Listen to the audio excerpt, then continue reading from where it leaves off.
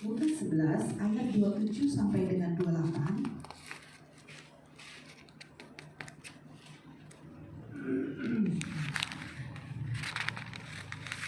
Tuhan Yesus lebih lagi. Judul perikopnya adalah siapa yang berbahagia. Nih, kalau kita mau bahagia nih. Ketika Yesus masih berbicara, berserulah seorang perempuan dari antara orang banyak dan berkata kepadanya, "Berbahagialah ibu yang telah mengandung engkau dan susu yang telah menyusui engkau." Tetapi Yesus menjawab, tetapi ia berkata, "Yang berbahagia ialah mereka yang mendengarkan firman Allah dan memeliharanya." Amin. Kalau kita mau berbahagia, Tuhan Yesus jelas udah ngomong, yang mendengarkan firman Tuhan dan yang memeliharanya, yang tidak mengizinkan iblis untuk mencuri benih itu dalam hati kita. Memeliharanya artinya apa? Itu memelihara itu berarti aktif. Ada kegiatan yang dia lakukan. Firman dihidupi. Kalau nggak dihidupi juga sama aja, itu akan menjadi mati. Kalau hidup kita tidak bahagia, berarti pertanyaannya kembali kepada firman tadi. Ya, karena Tuhan Yesus berkata begitu. Nah, terus kemudian kembali kita ke Lukas 8, ya.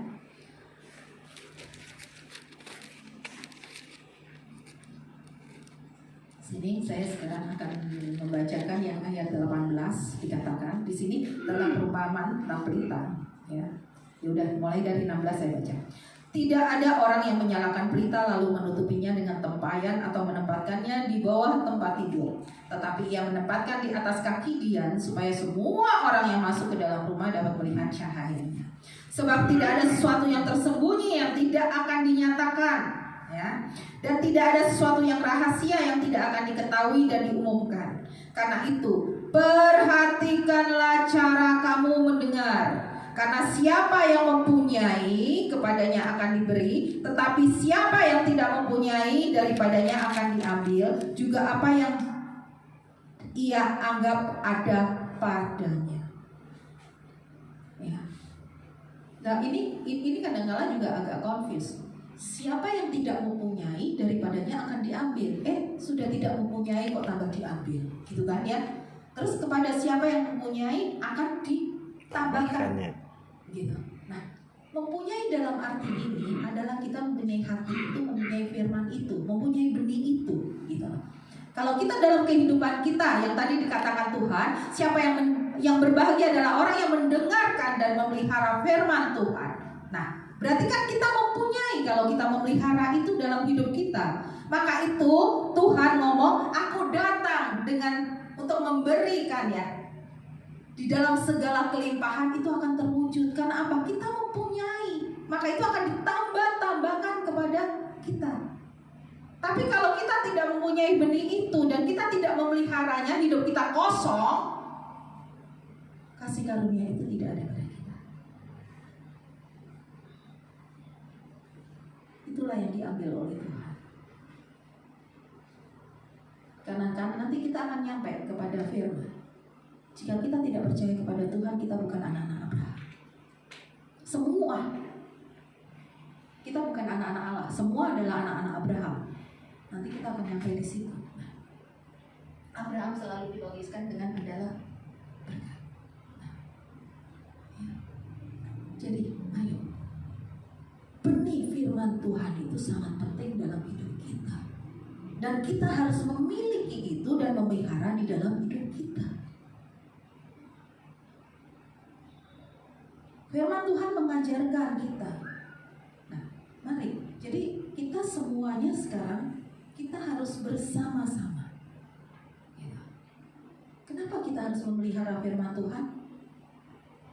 Mari kita baca di dalam Yohanes 1. Ya, kita di dalam Yohanes 1. Kita di dalam Yohanes 1 ayat 1 sampai 5, demikian firman Tuhan, saya bacain, ya. Firman yang telah menjadi manusia. Pada mulanya adalah firman. Firman itu bersama-sama dengan Allah dan firman itu adalah Allah. ia pada mulanya bersama-sama dengan Allah. Segala sesuatu dijadikan oleh Dia, dan tanpa Dia tidak ada suatu pun yang telah jadi dari segala yang telah dijadikan. Dalam Dia ada hidup, dan hidup itu adalah terang manusia. Terang itu bercahaya di dalam kegelapan, dan kegelapan itu tidak menguasainya. Jadi kenapa kita penting banget kita harus memiliki itu? Karena firman itu sesungguhnya adalah Allah sendiri. Jelas. Di dalam diri kita semua ada Roh Kudus. Jelas kan? Firman Allah itu akan menghidupkan apa yang sudah Tuhan tempatkan, yaitu Roh Kudus dalam hati kita, yang akan menjaga. Ya, waktu Yesus belum dia naik, dia berkata, akan kuberikan penolong pada engkau. Tapi di mana penolong itu saat aku lagi khawatir? Di mana penolong itu saat aku lagi cemas? Di mana penolong itu saat aku mempunyai banyak masalah? Di mana penolong itu?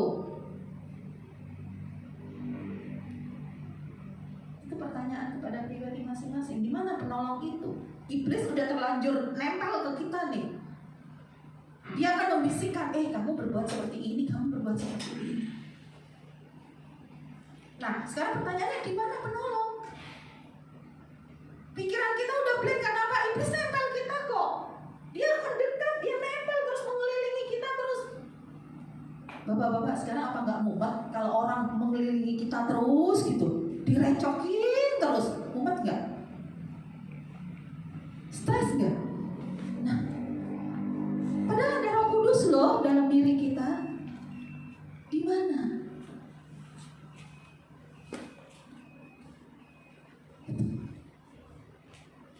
Kenapa kehidupan kita tidak bisa enjoy? Kenapa kita tidak bisa bahagia? Kenapa kita tidak bisa tenang?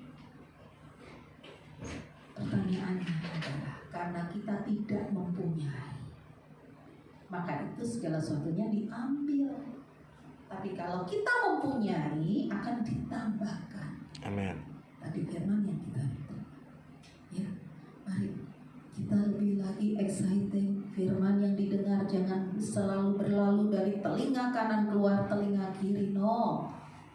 Karena ini adalah benih yang harus kita pelihara di dalam hidup kita, yang harus kita aplikasikan. Sekarang mulai hari ini dan seterusnya kita harus memperhatikan bagaimana cara kita hidup, bagaimana cara kita berdoa, bagaimana ritme doa kita. Padahal Tuhan tidak sejauh itu, Tuhan hanya sejauh doa. Ada lagunya seperti itu. Bagaimana komunikasi kita dengan Tuhan. Terus bagaimana hidup kita, bagaimana ucapan kita, bagaimana kita menjalankan perintah-perintah Tuhan, bagaimana kita melakukan semua kewajiban kita. Sedangkan kita banyak segudang kita menuntut hak kita. Apakah kita sudah menjalankan kewajiban kita seperti yang tertera di dalam firman? Nah, mari kita di zaman-zaman yang sekarang, kemarin Om Lukas di part 1 ngomong banyak hal yang sudah digenapi dari firman terkait dengan akhir zaman. Nah, kita akan mendekati lebih lagi yang katanya penganiayaan segala macam, ini masih belum. Nah, bagaimana kita bisa kuat jika firman itu tidak ada dalam hidup kita? Maka itu dikatakan nanti yang tersisa hanya 1/4, yang lainnya murtad.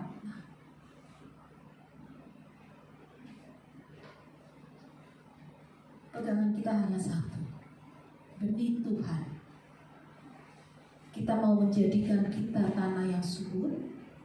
Di sini ada yang disebutkan tanah yang tipis, tanah yang berbatu, atau tanah yang penuh semak duri. Kita izinkan semak duri banyak di dalam diri kita, atau kita memilih tanah yang subur. Itu pilihan.